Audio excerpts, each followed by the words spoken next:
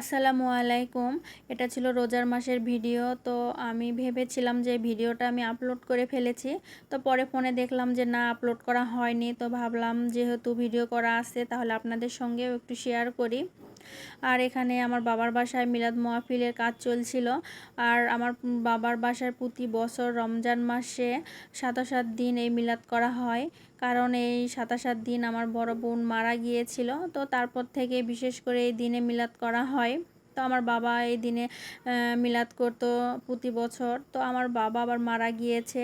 তো আমার বাবা মারা যাওয়ার পর থেকে আমার ছোট ভাই আবার এই দিনে মিলাদ করে। এবছরও ৭৭ দিন এই মিলাদ করা হয়েছিল। তো এবছর প্রায় ৮০০ মানুষের আয়োজন করেছিল আমার ছোট ভাই।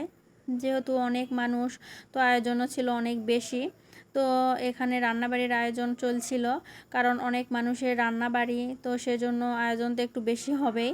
তো এখানে রান্নাবাড়ির কাজ কিন্তু খুব তাড়াতাড়ি শুরু করে দিয়েছে, কারণ এত রান্নাবাড়ি ছিল যে সেজন্য রান্নাবাড়ির কাজ খুব শুরু করতে হয়েছিল।